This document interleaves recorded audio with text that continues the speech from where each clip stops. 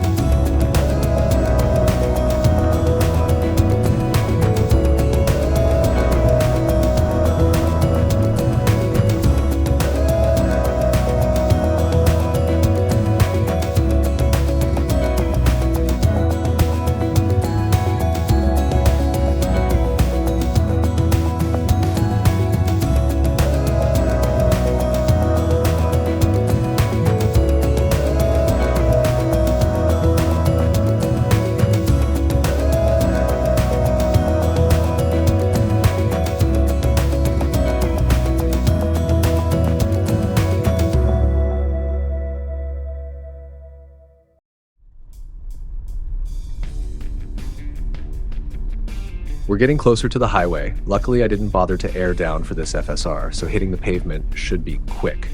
But for now, I can enjoy this sunny weather and the lake on my right.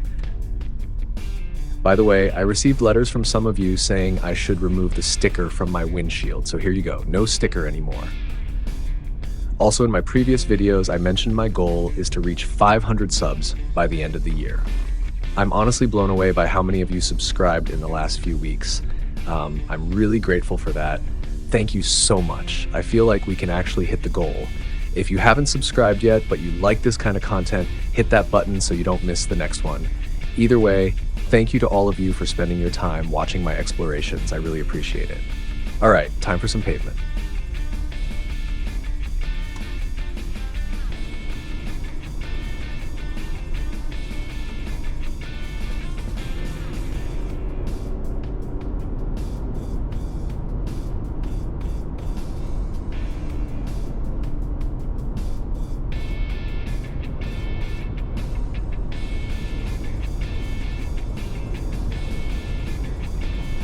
On my left, you can see Nicola Lake. You might wonder why I'm driving on pavement, but I want to get to Douglas Lake and I didn't find any backcountry route from last night's camp spot to the lake. So it is what it is, but it shouldn't take long. I should be taking a right turn soon, and then I'm not sure how long I'll be on pavement, but pretty soon we should reach Douglas Lake. And from there it should be gravel or dirt. So bear with me for a while. Oh, look at this old church. It looks amazing. Also, this was the right turn I had to take to Douglas Lake, so we should be back on dirt pretty fast.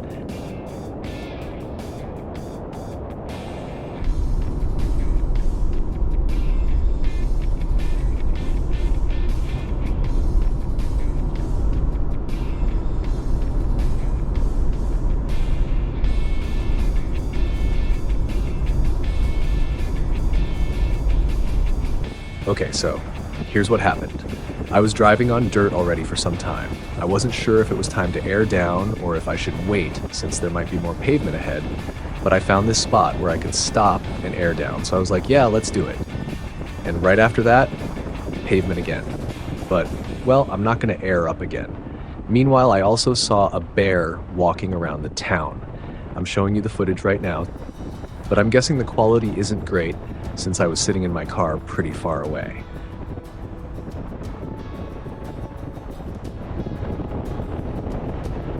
Nevertheless, it looks like we're officially out of pavement now. Time to get back on the out path. And since we passed Douglas Lake, let me tell you what the plan is. Looking at the map, the road here should be rather smooth. Looks like there are a lot of ranches and farms in this area. Some lakes, maybe some forest later. There are some campgrounds and other trails along the way, but I'm going to skip those distractions. My goal right now is to reach the top of a mountain I have marked on the map. Hopefully there'll be some nice views there. And after the mountain, I need to find my way to a highway that will eventually take me to Kelowna. Looking at the map though, I'm not sure if there's actually a road connecting to it, so we'll see. Worst case, I can backtrack a bit and take one of the other trails. All right, let's make some progress.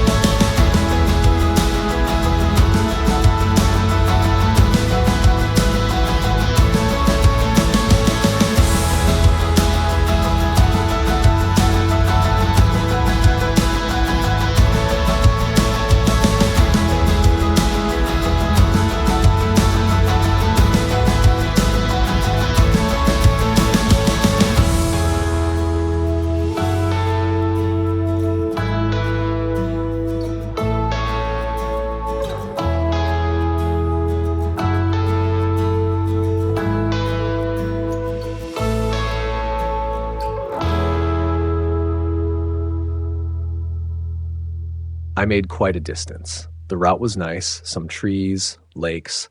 There were also a lot of burnt trees, but at this point I'm used to it. When I started traveling with my Jeep earlier this year, seeing burnt trees was always pretty sad. But almost every place I've traveled to, I see them, so now it doesn't shock me as much. It's still sad, but not like the first few times. For now though, I'm starting to climb the mountain. The views here are amazing. The trail should be easy, 3 out of 10 according to my map. Let's see what's waiting at the top.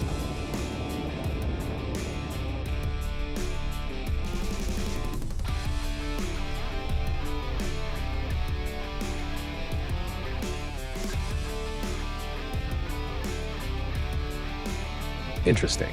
This motorcyclist just showed one finger as he passed me. So, quick lesson for anyone who doesn't know, when riders pass each other on the trail and hold up fingers, it's a courtesy signal. One finger means there's one more person behind them. 2 fingers would mean 2 more, and so on. If they show a closed fist, that means they're the last one, no one behind them. I didn't see the second motorcyclist earlier, but I trusted the signal and waited here. And here they are. You might wonder, what if there are more than 5 people behind you? Well, the first rider shows 5 fingers. Then the next rider also shows 5 because there are still 5 behind them. And it continues like that until there are only 4 left and that rider shows 4. And so on until the last person shows a closed fist. Also, if they show you 1 finger, but it's the middle one, I don't know. Maybe you made them feel that way. Or they're just having a bad day or something. Alright, let me keep climbing. Honestly, I never know how to show sections like this in the final video. When it's a pretty easy climb, 4 high, no line picking, just staying on the gas, it's not exactly exciting footage. I could cherry pick this single obstacle and make it sound dramatic, but nah. So unless something interesting happens up here, I'll probably just speed this section up. See you at the top.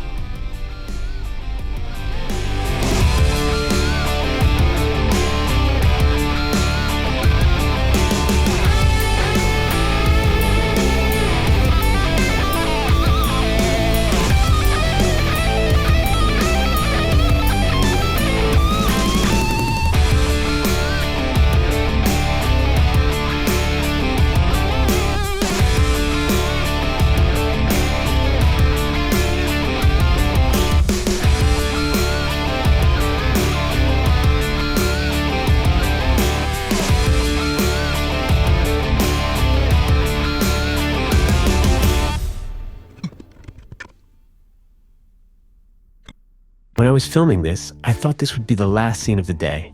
I was already planning to fly the drone here, get some nice aerial footage, and call it a day. But the journey didn't stop here. The trail had a few more surprises waiting for me. So keep watching.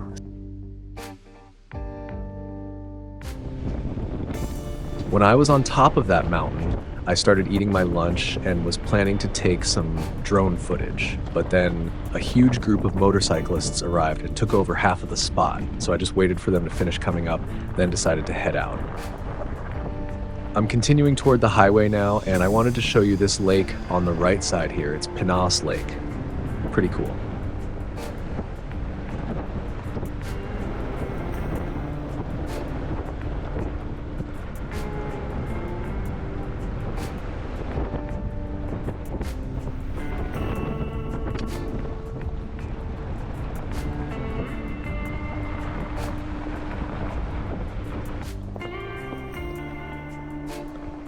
Okay, the usual warnings that I'm taking this road at my own risk. I wonder what's waiting for me up there. That reminds me, this morning when I was riding, I saw another sign saying the road was closed due to a landslide or a washout or something like that. It was at an intersection, so I thought it wasn't even the road I should take, so I ignored it and didn't even bother to start recording. But then I noticed it actually was the road I needed. So I decided to at least check out how big the washout was. And there was nothing. No washout, no landslide, nothing. Sometimes I feel like half of these signs are just a scam.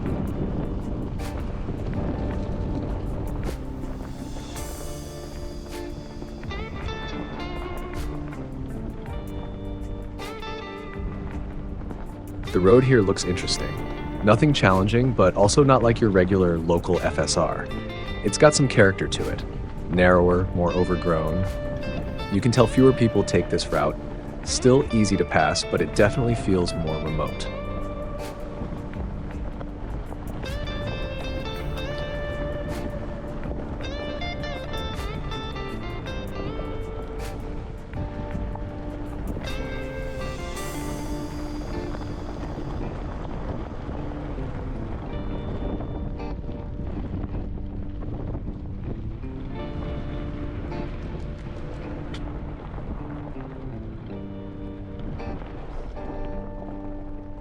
Okay, never mind. I think I got lost. I looked at my GPS and noticed I'm off the trail that I marked on my map. Luckily, only 100 to 200 meters, so I should be back on track in no time.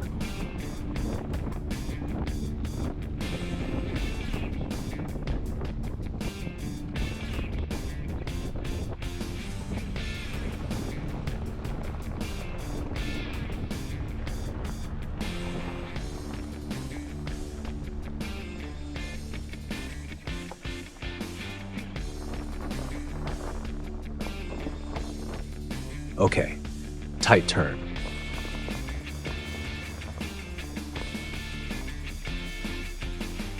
No wonder I got lost.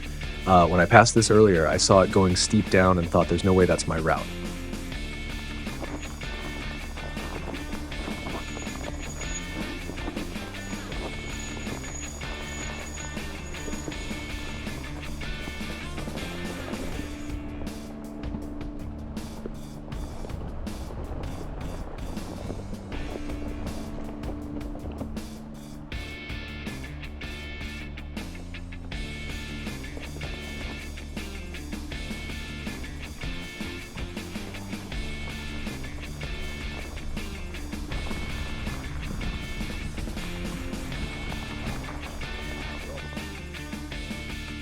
I know this one doesn't look that steep on camera, but from my seat, I can't see what's down there. So I have to check it out, especially since there's a turn right there, and I'm afraid I won't be able to see what's after the turn once I'm in this drop with my Jeep. So let me check it.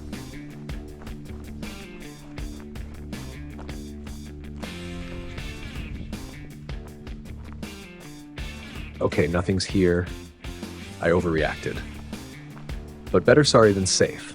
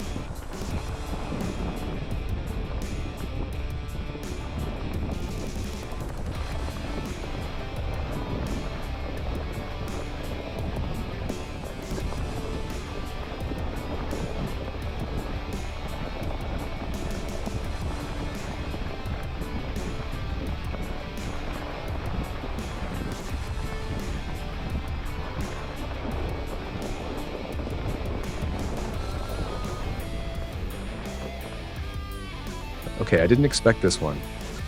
But it looks small, and I have a handsaw, so I think I can pass it.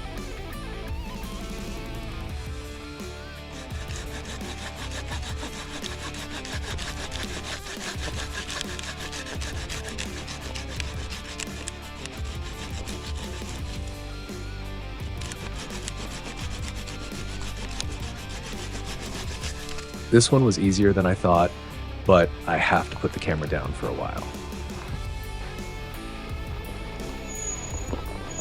The tree is gone, so I can continue. It was hard to cut this tree with one hand only while holding the camera in the other hand, so I had to stop recording. I guess most of you don't know this, but I bought this Jeep earlier this year, and before that, I wasn't really into off-roading, so you all just witnessed me cutting my first fallen tree. It was easier than I thought, mostly because it was a relatively small tree, but I'm extra pumped now that I handled it.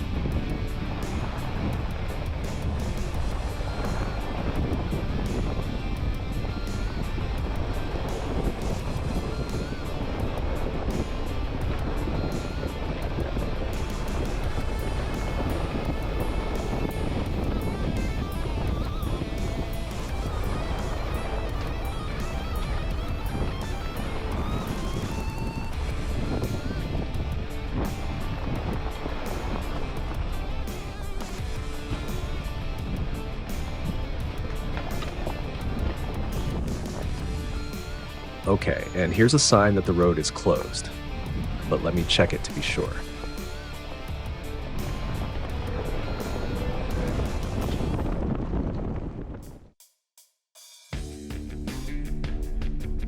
So the road was kind of closed. There was a berm across the road. I was on the fence since it looked passable, but at the same time, it looked like there's a chance I could high center on it, and then I'd have to figure out how to recover. Also, when I was cutting the tree, I got messages from my friends saying they're already missing me and asking when I'll be in Kelowna, since we were planning to celebrate our friend's birthday with dinner this evening. So I decided I don't have time to play around with recovery today, especially I don't know what's waiting for me after the berm, and there's a chance I'd have to come back through it again. So I decided to find the shortest path to the highway and call it a day.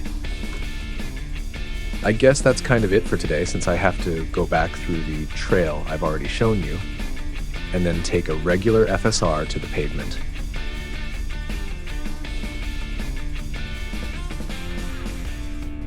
It was an eventful day. The ride took me longer than I expected, but I'm still happy that I took the opportunity to explore these roads. Thank you for watching this video. If you enjoyed following along and don't want to miss the next explorations, hit that subscribe button. I appreciate all of you spending your time watching these adventures. See you in the next one.